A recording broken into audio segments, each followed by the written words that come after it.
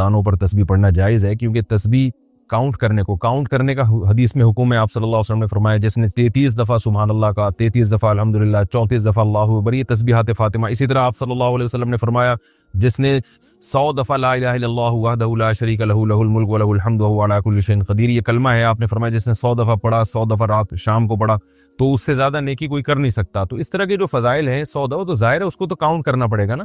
تو کاؤنٹ کا کوئی بھی طریقہ ہو سکتا ہے، انگلیوں پہ بھی گنا جا سکتا ہے۔ آج کل ایک چائنا کی ایک بڑی مشہور ایک ڈیجیٹل مشین آ رہی ہے، اس کو آپ دباتے رہیں، تو کاؤنٹ جس طرح سے بھی کیا جائے کھجور کی گٹھلیوں پر، تو وہ مقصد وہ تسبیح کے وہ دانے نہیں ہوتے، مقصد گننا ہوتا ہے، تو کسی بھی طریقے سے آپ گن سکتے ہیں۔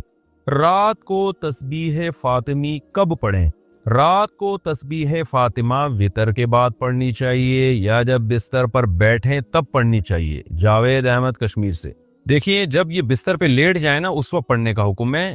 حدیث ہے رسول اللہ صلی اللہ علیہ وسلم کی صحیح حدیث ہے، حضرت فاطمہ رضی اللہ تعالی عنہا نبی صلی اللہ علیہ وسلم کے پاس آئیں، عرض کیا کہ یا رسول اللہ میں گھر میں بہت خدمت کرتی ہوں، ہاتھوں پہ نشان پڑ جاتے ہیں چکی پیسنے سے، کوئی گھر میں خادم کا انتظام کر دیں۔ آپ صلی اللہ علیہ وسلم نے فرمایا میں تمہیں ایسا عمل نہ بتاؤں جو خادم سے بہتر ہے؟ فرمایا ضرور بتائیے۔ تو آپ صلی اللہ علیہ وسلم نے فرمایا 33 دفعہ، فرمایا جب تم بستر پہ سونے کے لیے لیٹ جاؤ، حضرت علی سے بھی آپ نے فرمایا، حضرت فاطمہ سے بھی، کہ جب بستر پہ سونے کے لیے لیٹ جاؤ، ایک روایت میں آتا ہے کہ آپ صلی اللہ علیہ وسلم خود حضرت فاطمہ کے گھر گئے اور حضرت علی اور حضرت فاطمہ کے درمیان میں بیٹھ کے آپ نے ان کو نصیحت فرمائی کہ جب تم سونے کے لیے بستر پہ لیٹ جاؤ 33 دفعہ سبحان اللہ، 33 دفعہ الحمدللہ اور 34 دفعہ اللہ اکبر پڑھو۔ یہی تسبیحات پڑھنے کا حکم ہر نماز کے بعد بھی ہے، اور رات جب ہم سونے کے لیے لیٹ جائیں تو اس وقت بھی ہے۔ تو یہ وتر کے بعد نہیں پڑھے جائیں گے، بلکہ جب آپ بستر پہ سونے کے لیے لیٹ جائیں تو اس وقت پڑھی جائے گی یہ تسبیح۔ اور اس کی یہ فضیلت ہے کہ آپ صلی اللہ علیہ وسلم نے اپنے داماد اور اپنی بیٹی کو یہ تسبیحات بتائیں، اور فضیلت یہ بتائی کہ یہ گھر میں خادم سے بہتر ہے، یعنی خادم سے تمہیں وہ کچھ حاصل نہیں ہوگا جو تمہیں ان تسبیحات پڑھنے سے قیامت میں جو اجر ملے گا، تو اس اجر کو دیکھ کر تم یہ کہو گے کہ ہم نے دنیا مصیبت میں گزار دی، مصیبت سے مراد یعنی مشقتوں میں گزار دی، تو جو اجر ہمیں مل رہا ہے یہ اس خادم سے کروڑہ گنا زیادہ ہے۔ اس خادم سے ہمیں جو سہولت ملتی اس سے اتنا مزہ نہیں آئے گا جتنا اس اجر کو دیکھ کے قیامت میں مزہ آئے گا۔ اللہ ہم سب کو توفیق عطا فرمائے۔ نماز کے بعد کون سی تسبیح پڑھیں؟ نماز کے بعد میں نے امام صاحب اور بہت سے لوگوں کو کچھ تسبیح پڑھتے ہوئے دیکھا ہے۔ کیا نماز کے بعد کوئی خاص تسبیح ہوتی ہے پڑھنے کی، یا پھر کچھ بھی پڑھ سکتے ہیں؟ عبداللہ کراچی سے۔ کچھ بھی پڑھ سکتے ہیں، لیکن جو سنت تسبیح ہے وہ پڑھنی چاہیے۔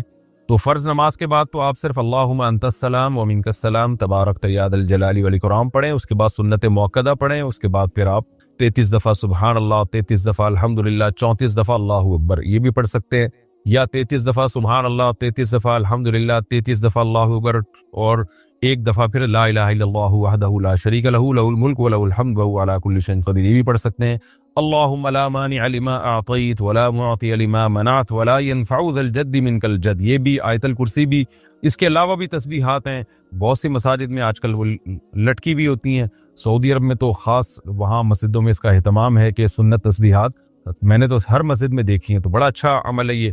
تو مسجد والوں کو چاہیے کہ وہ تسبیحات جو معمولات اور وظائف نبی صلی اللہ علیہ وسلم فرائض کے بعد پڑھا کرتے تھے وہ لکھ کے لگا دینے چاہیے تاکہ لوگ ان سے یاد کر لیں، ورنہ یہ تسبیحات تو نبی کا معمول تھا، یہ پڑھا کریں۔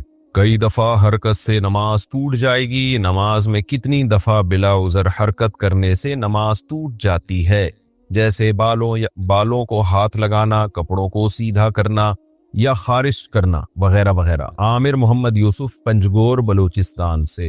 دیکھیں حرکت نماز کے منافی ہے، اور کوئی بھی کام نماز میں ایسا کیا جائے جو نماز کے منافی ہو تو نماز اس سے ٹوٹ جاتی ہے، جیسے نماز میں بات چیت کرنا، نماز میں کھانا پینا، نماز میں چلنا پھرنا، تو اس سے نماز ٹوٹ جائے گی۔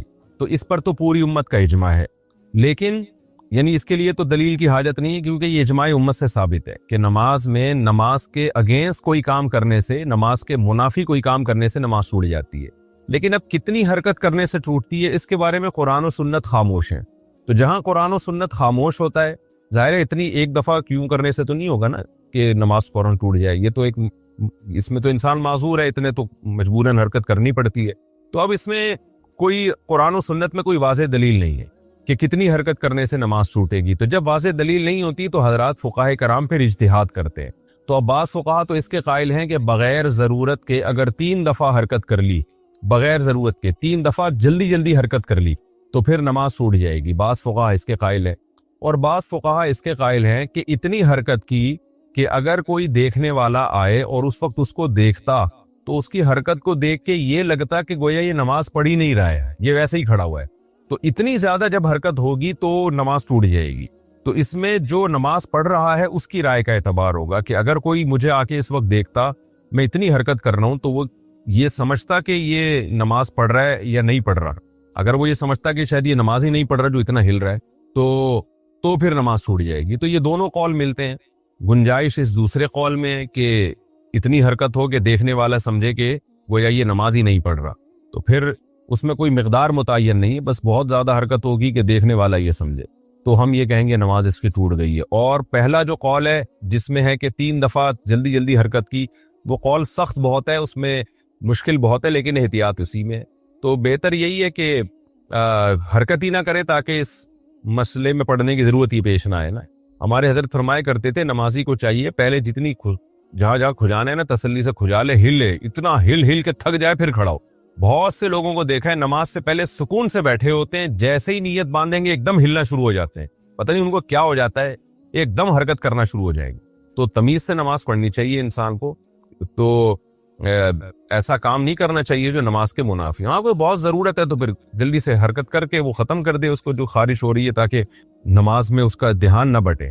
بعض دفعہ خارش ہو رہی ہوتی ہے سر میں یا کہیں چہرے پہ, اس طرح سے اس کو کوئی الجھن ہو رہی ہوتی ہے, اگر وہ نہیں کھجائے گا تو نماز سے دھیان ہٹتا ہے, تو اس میں تو ٹھیک ہے جلدی سے حرکت کر لی. یا کوئی نمازی کے آگے سے گزرنے کی کوشش کر رہا ہے اس کو ہٹا لینا چاہیے. تو اس طرح کی حرکت جہاں ضروری ہو وہاں تو بالکل جائز ہے, لیکن جہاں ضروری نہیں ہے تو ایک دفعہ بھی حرکت نہ کرے. اور اگر 3 دفعہ حرکت کر لی ہے تو احتیاط اسی میں ہے کہ نماز لوٹا لے, لیکن نہیں لوٹاتا تو بھی امید ہے کہ نماز انشاءاللہ ہو جائے گی, کیونکہ دوسرا قول بھی بہرحال موجود ہے. لیکن گناہ بہرحال ہوگا, یہ خوب ذہن میں رکھیں کہ بار بار بلا وجہ حرکت کرنے سے نماز کا خشوع و خضوع بھی خراب ہوتا ہے اور گناہ بھی ملتا ہے. یہ اللہ کا حلم ہے کہ اللہ سمجھاتا بہت ہے, لیکن سزا کے لیے اس نے ٹائم آخرت ہی کا رکھا ہوا ہے. فرمایا ما یاتیہم من ذکر من ربہم, جب بھی ان کے پاس ان کے رب کی طرف سے کوئی نصیحت آتی ہے, استمعوہ, یہ اسے سنتے بھی ہیں, وہم یلعبون, لیکن اس پر دھیان نہیں دیتے. تو آگے اسی کو اللہ نے بیان کیا, پھر انسان کی شکایتیں کی کہ کتنی بستیوں کو ہم نے پہلے تباہ و برباد کیا ہے.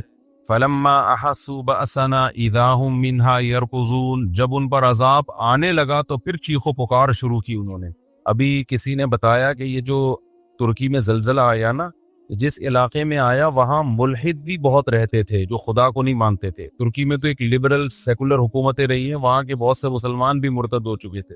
تو کہتے ہیں جیسی زمین ہلی ہے نا, ایک ملحد جو اللہ کو نہیں مانتا تھا زور زور سے کلمہ پڑھنے لگا, لا الہ الا اللہ, لا الہ الا اللہ.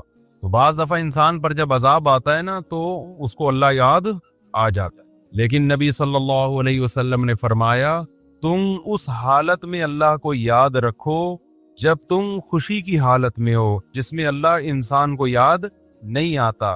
یعرفک فی الشدہ, تو مصیبت میں پھر اللہ تمہیں یاد رکھے گا. جب پیٹ بھرا ہوا ہو, سکون اطمینان کی زندگی ہو, اس وقت عبادت کرنا بڑا مشکل کام ہے. نیند جس کو اچھی آتی ہو اس کے لیے نیند چھوڑ کے تہجد میں اٹھنا مشکل کام ہے. لیکن اب مسئلہ یہ ہو گیا ہے کہ اب تو پیٹ یعنی اللہ کی نافرمانی کا عذاب یہ آنے لگا ہے کہ اب پیٹ بھرا ہوا ہو, ساری ضرورتیں پوری ہو رہی ہوں, پھر بھی انسان سکون میں نہیں ہوتا. یعنی اب جو لوگوں کی ٹینشنیں ہیں نا وہ ٹینشنیں ہیں جو اپنے اوپر خود سے مسلط کی ہوئی ہیں لوگوں نے, بے سکونی کا عذاب جسے کہتے ہیں. تو خیر اللہ نے فرمایا لا ترکضوا وارجعوا الى ما اترفتم فیہ ومساکینکم لعلکم تسألون. اللہ فرماتے ہیں اب ایڑیاں مت لگاؤ, اب شور شرابہ مت کرو. قالوا یا ویلنا انا کنا ظالمین, اللہ فرماتے جب عذاب آتا تھا تو وہ کہتے تھے ہماری بدبختی, ہم ہی ظالم تھے.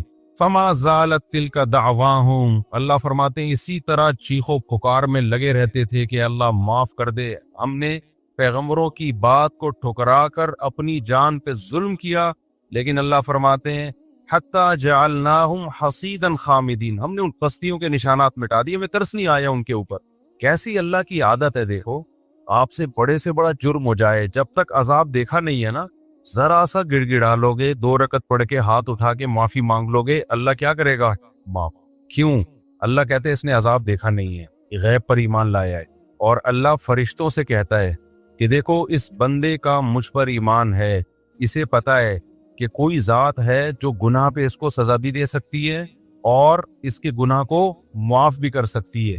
اس جذبے کے تحت یہ مجھ سے مانگ رہا ہے، حالانکہ نہ اس نے مجھے دیکھا نہ اس نے میرے عذاب کو دیکھا، تو تم گواہ رہو، میں نے اس کے جرم کو معاف کر دیا۔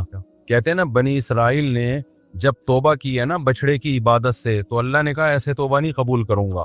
جنہوں نے عبادت کی ہے وہ اپنے آپ کو قتل کے لیے پیش کریں، ان کی گردنیں اڑائی جائیں گی۔ جو اپنے آپ کو قتل کروا دے گا اس کا مطلب دل سے توبہ کی ہے اس نے۔ تو اتنا سخت حکم تھا کہ توبہ سزا ملے گی پھر توبہ قبول ہوگی۔ لیکن اس امت میں کیا ہے بھائی، جس طرح بھی اللہ کے سامنے گڑ گڑا لو، اللہ کیا کر دے گا؟ معاف۔ تو علماء نے وجہ بیان کی ہے کہ بنی اسرائیل نالائق لوگ تھے، ان کے ساتھ معاملہ بھی اللہ نے سخت کیا۔ وہ نالائق کیسے تھے؟ ساری نشانیاں اپنی آنکھوں سے دیکھی، فرعون کو غرق ہوتا ہوا دیکھا، سمندر میں راستے بنتے ہوئے دیکھے۔ اب جب موسیٰ علیہ السلام تورات لینے جا رہے ہیں تو کہہ رہے ہیں موسیٰ اس وقت تک یقین نہیں کریں گے جب تک اپنی آنکھوں سے نہ دیکھ لیں ہم اللہ کو۔